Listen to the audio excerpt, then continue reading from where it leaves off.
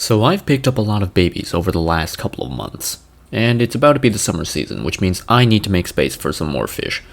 So, you know what that means. It's culling time. First up, a batch of African blue lab cichlids. So I actually got this batch off another guy who was getting rid of his fish, so I don't actually know how good these are. I'm gonna have to do a little bit of picking through them.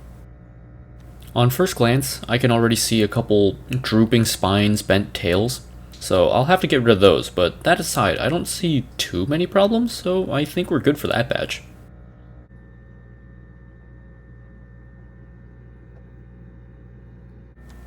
Just gonna drop him in there real quick.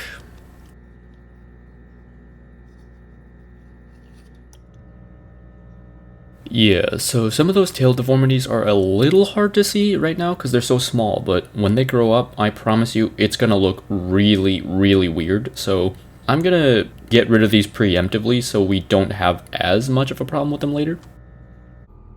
Yeah, right there.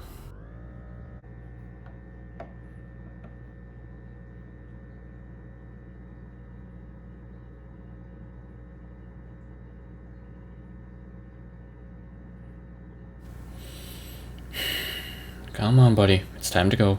I'm not gonna kill you. You just can't go to store, alright? Come on. Dude.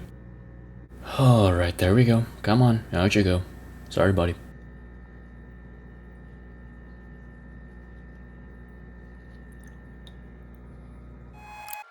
Next up, we have my glassbelly guppy colony.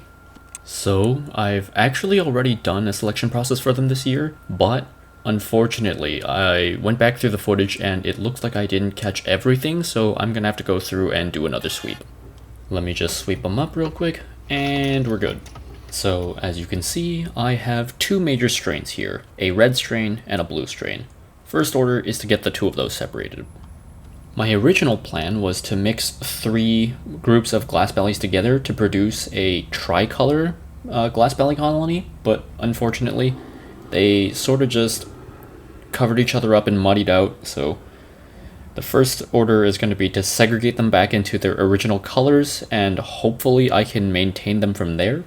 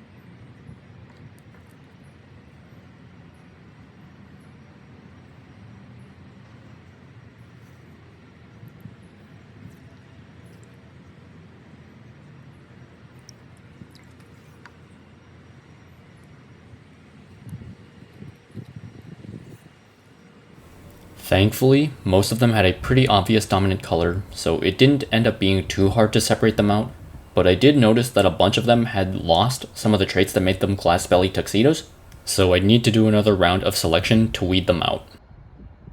After a quick round of selection, we have our two colonies separated out, and we can finally take a look at what damage I did by trying to create a hybrid strain that really didn't need to happen.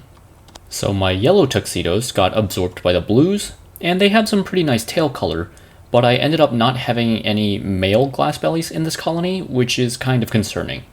The reds did have males and females, but they ended up not really having any tuxedo coloration, which is not ideal.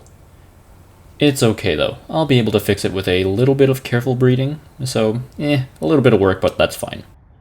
The culls from this batch didn't really have enough of the traits that I wanted to justify keeping them for further breeding, but they're still healthy, so I can just bring them to the shop and probably do a trade with them. Thankfully, none of my other colonies are really in need of a major culling yet, so I'll just get these packaged up and I'll be on my way.